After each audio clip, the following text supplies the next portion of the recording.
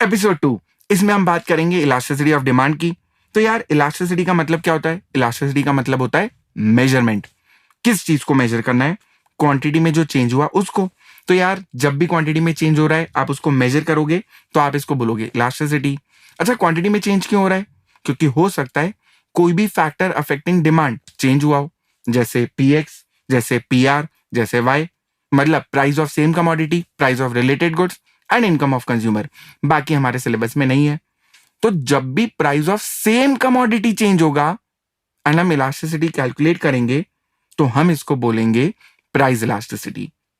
जब भी price of related goods change होगा, हम क्वांटिटी में चेंज मेजर करेंगे तो हम इसको बोलेंगे क्रॉस इलास्टिसिटी। एंड यार जब इनकम चेंज होने की वजह से आपकी क्वांटिटी चेंज हो रही है, आप मेजर करने पहुंच गए, तो इसको आप बोलोगे इनकम इलास्टिसिटी। तो यार 3 टाइप की इलास्टिसिटी होती है, एक प्राइस, एक क्रॉस और एक इनकम इलास्टिसिटी। अब यार कई बार एमसीक्यू आता है जिसमें हमें इलास्टिसिटी का मतलब पूछते हैं। 4 ऑप्शंस होते हैं, बड़े कंफ्यूजिंग। टारगेट करना, ऐसा ऑप्शन मार्क करो जहां पे percentage change in quantity divided by percentage change in price बोला हो। मतलब क्वांटिटी को भी परसेंटेज में लिखाओ एंड प्राइस को भी परसेंटेज में लिखाओ। This will be your perfect answer. अब जब बात कर रहे थे अपन टाइप्स ऑफ इलास्टिसिटी की, तो सबसे पहली मैंने क्या बोला? Price elasticity. बहुत सारी मेथड्स हैं। सबसे पहले बात करते हैं परसेंटेज या प्रोपोर्शनेट मेथड, जो आप कैलकुलेटर पे निकाल लेते हो। तो एक बार जल्दी से मैं स्टेप्स रिवाइज करवा देता हूं कैलकुलेटर की। Step number 1, change in price, mod value लेना है, ना पॉजिटिव ना negative, divided by old price and फिर एम प्लस का खटका। फिर उसके बाद आप लोगों को चेंज इन क्वांटिटी लेना है, अगेन मॉड वैल्यू, ना पॉजिटिव ना negative, divided by old quantity and फिर थर्ड स्टेप हो जाएगी divided by MRC is equal to. तो यार एक बार जल्दी से स्टेप रिवाइज कर लो। पहला, change in price divided by old price, M plus. Next is change in quantity divided by old quantity and third step is divided by MRC is equal to. अब यार यहाँ पे मैं जल्दी से एक बार रिवाइज करवा देता हूँ कि कैलकुलेटर पे जो आपका आंसर आएगा ना, वो हमेशा एक पॉजिटिव वैल्यू होगी। आंसर आएगा 2 या 3 या 4।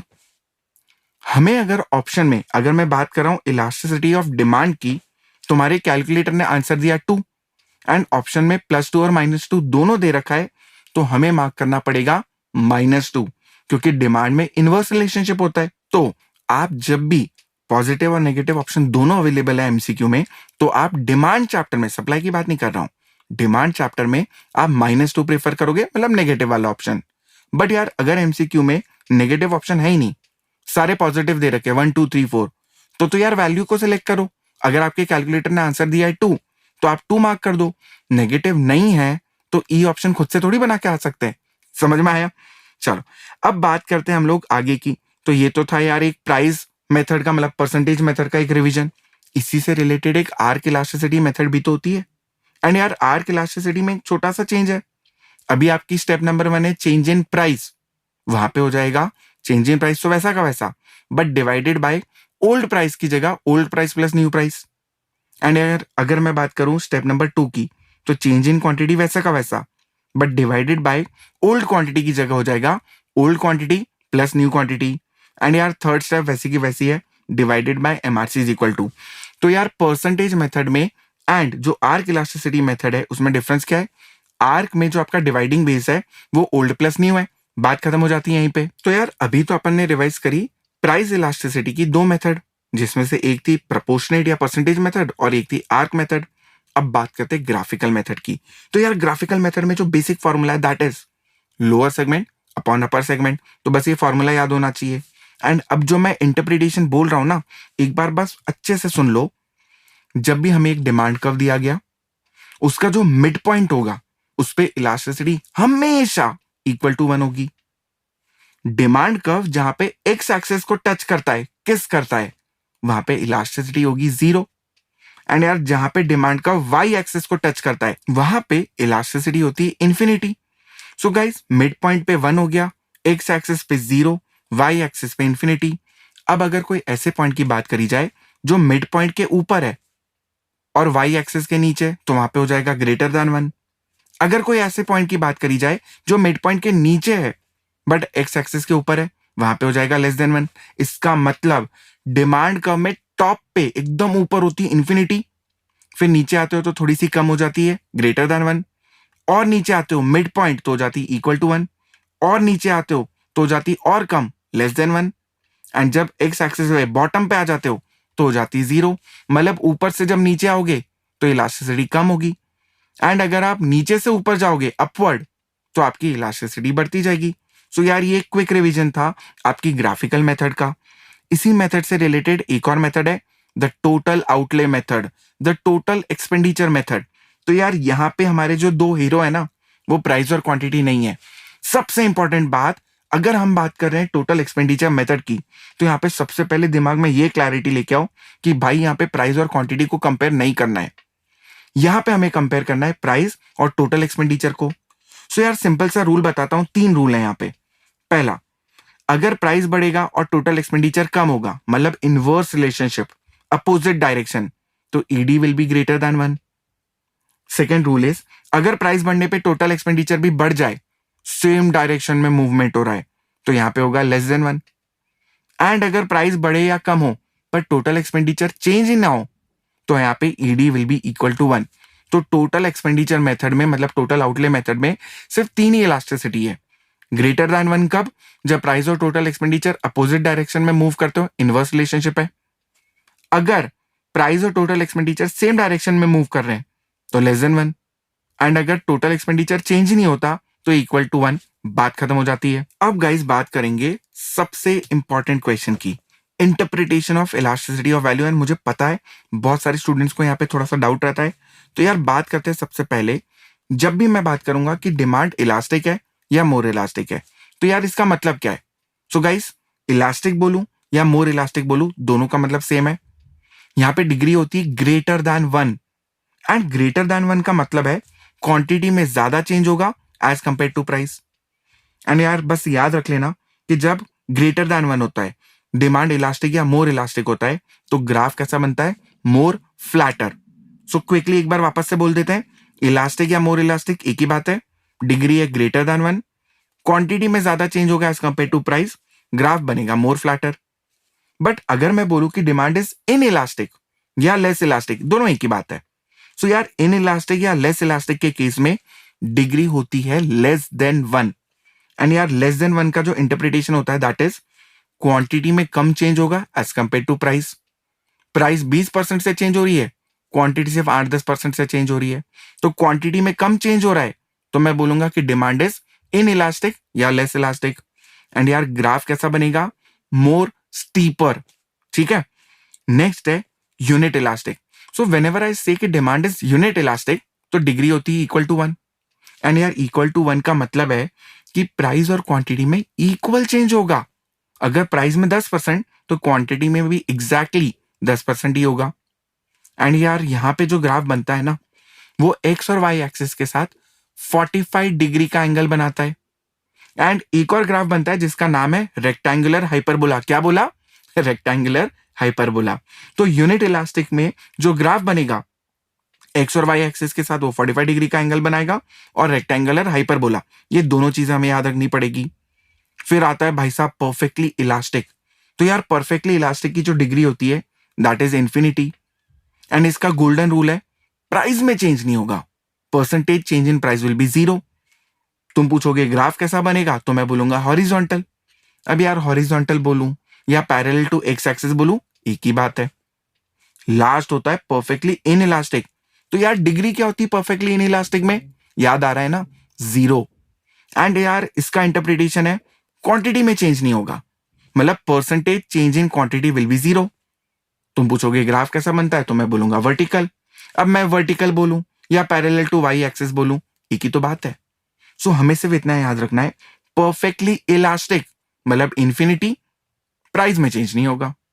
एंड परफेक्टली इन इलास्टिक का मतलब है ईडी इज इक्वल टू 0, यहां पे क्वांटिटी में चेंज नहीं होता। तो यार ये अलग अलग टाइप की जो इलास्टिसिटी थी, उसका हमने इंटरप्रिटेशन भी एक बार रिवाइज कर लिया। अब बात करते हैं लास्ट टॉपिक की, which is determinants of price elasticity. ऐसे कौन से फैक्टर्स है जिससे ये पता चलता है कि इलास्टिसिटी ज्यादा होगी या कम। तो सबसे पहला पॉइंट होता है availability of substitute. And quickly, अगर सब्स्टिट्यूट ज्यादा होंगे तो इलास्टिसिटी ज्यादा होगी ना, एंड सब्स्टिट्यूट है ही नहीं तो इलास्टिसिटी कम होगी। नेक्स्ट होता है position in consumers budget. Consumer अपनी इनकम का कितना हिस्सा उस प्रोडक्ट के ऊपर खर्च कर रहा है। तो अगर कोई ऐसा प्रोडक्ट है जिसके ऊपर कंज्यूमर की इनकम का एक मेजर पोर्शन खर्च होता है, तो भाई वहां पे तो मोर इलास्टिक होगा। बट अगर किसी प्रोडक्ट के ऊपर एक बहुत छोटा सा हिस्सा खर्च हो रहा है, तो वहां पे लेस इलास्टिक। चेंज करने की जरूरत ही नहीं है वहां पे कंज्यूमर को। Need satisfied by a good. Third point, अगर लग्जरी गुड है, तो यार ये लग्जरी गुड कोई जरूरी थोड़ी है खरीदना ही खरीदना। तो यहां पे लग्जरी गुड में मोर इलास्टिक। प्राइस बढ़ने पे मैं तुरंत छोड़ दूंगा लग्जरी गुड, नहीं चाहिए भाई साहब, मोर इलास्टिक। बट नेसेसिटी, दवाइयां, आदमी मर रहा है, प्राइस बढ़ रही है तो भी खरीदनी तो पड़ेगी। मतलब यहाँ पे क्वांटिटी चेंज नहीं हो सकती, तो यहाँ पे डिमांड कैसी होगी, लेस इलास्टिक। एंड यार नंबर ऑफ यूजेस, हमारा फोर्थ पॉइंट, जितने ज्यादा यूजेस होंगे प्रोडक्ट के उतनी ज्यादा जगह पे आप क्वांटिटी चेंज करोगे, मोर इलास्टिक। बट अगर नंबर ऑफ यूजेस कम है, एक आध जगह ही यूज कर सकते हो, तो वहां पे क्वांटिटी में बहुत ज्यादा फर्क आएगा नहीं, लेस इलास्टिक। एंड भाई टाइम पीरियड, अगर मैं तुम्हें बोलूं कि कल के कल सिगरेट पीना छोड़ दो, तो छोड़ पाओगे क्या? चलो छोड़ो, ये क्वेश्चन नहीं था। क्वेश्चन ये है कि अगर आप कंज्यूमर को शॉर्ट ड्यूरेशन दोगे तो वो अपनी क्वांटिटी एडजस्ट नहीं कर पाएगा, लेस इलास्टिक। बट अगर तुम 6 महीने का टाइम दोगे तो वो अपनी क्वांटिटी एडजस्ट कर पाएगा, तो यार मोर इलास्टिक। फिर आती है बात इमीडिएट वर्सेस लेटर यूज की। अगर कोई ऐसा प्रोडक्ट जो आपको अभी के अभी चाहिए, आप वेट नहीं कर पाओगे, तो खरीदना ही पड़ेगा, क्वांटिटी चेंज नहीं हो पाएगी, तो लेस इलास्टिक। बट ऐसा अगर कोई प्रोडक्ट है जिसके लिए आप वेट कर सकते हो, अभी कोई हरी नहीं है यार, 6 महीने बाद ले लेंगे, तो वहां पे क्वांटिटी जल्दी चेंज होगी, तो इसको आप बोलोगे मोर इलास्टिक। एंड भाई हैबिट की बात करें, अब आदतों की क्या बात करनी। अगर किसी प्रोडक्ट की हमें आदत हो चुकी है, जैसे यार गुटखा वगैरह होता है, खाते हैं ना अंकल वगैरह, तो अगर किसी प्रोडक्ट के लिए आप हैबिचुअल हो, तो प्राइस बढ़े भी तो भी खरीदना पड़ेगा, क्वांटिटी चेंज नहीं हो सकती क्योंकि आदत लग चुकी है, लेस इलास्टिक। बट अगर कोई ऐसा प्रोडक्ट है जिसके लिए आपको हैबिट डेवलप नहीं हुई, यू आर नॉट हैबिचुअल, कभी कभार खा लेते हो, सो यहां पे प्राइस चेंज होगी तो आप तुरंत क्वांटिटी चेंज करोगे, मोर इलास्टिक। अब बात करते हैं हमारे सेकेंड लास्ट पॉइंट की, टाइट डिमांड।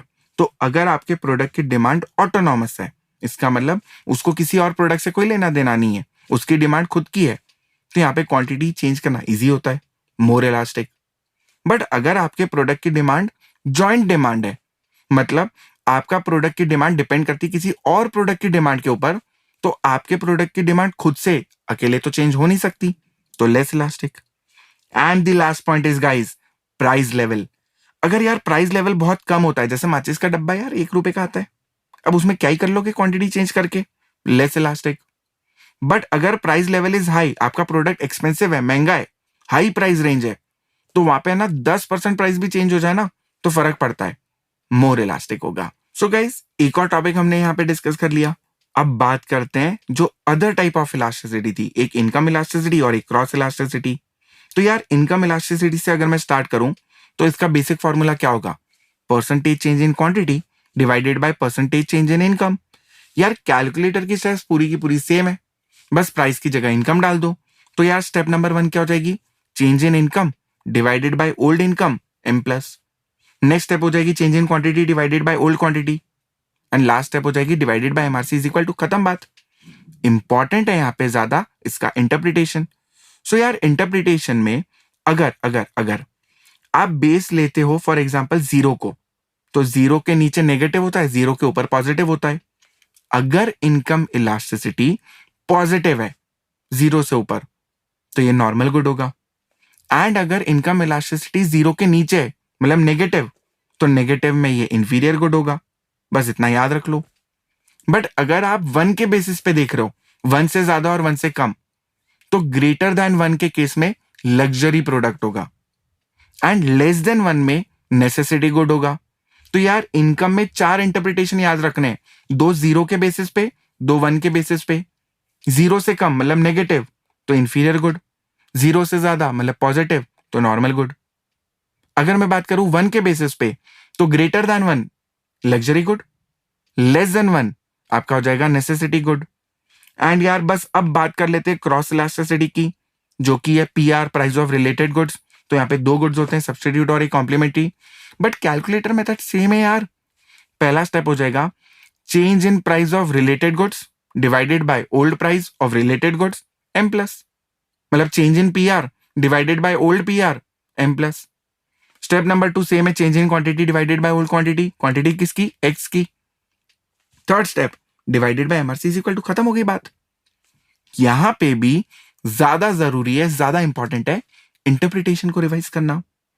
सो यार इंटरप्रिटेशन अगर क्रॉस इलास्टिसिटी के एंगल से बोलूं तो सबसे पहला, अगर क्रॉस इलास्टिसिटी नेगेटिव है तो भाई नेगेटिव रिलेशन होता है कॉम्प्लीमेंट्री गुड्स में। तो if cross elasticity is negative, goods are complementary. But एक ट्विस्ट है बॉस, हमारे मॉड्यूल में बोला है मोस्टली कॉम्प्लीमेंट्री। सो अगर एमसीक्यू में ऑप्शन आया ऑलवेज कॉम्प्लीमेंट्री, ये फॉल्स है।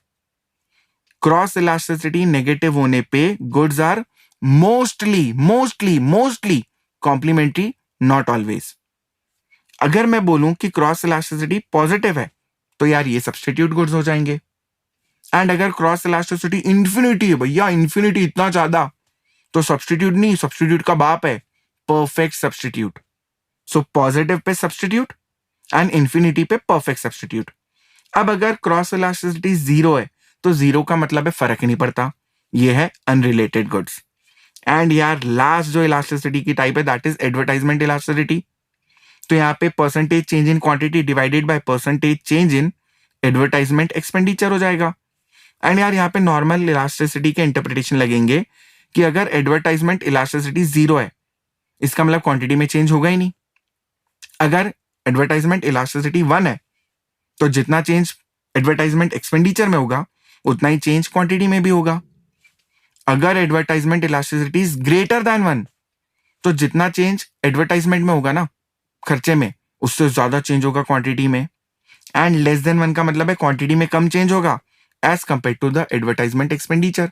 सो this is normal interpretation of elasticity, इसमें कुछ नया नहीं है।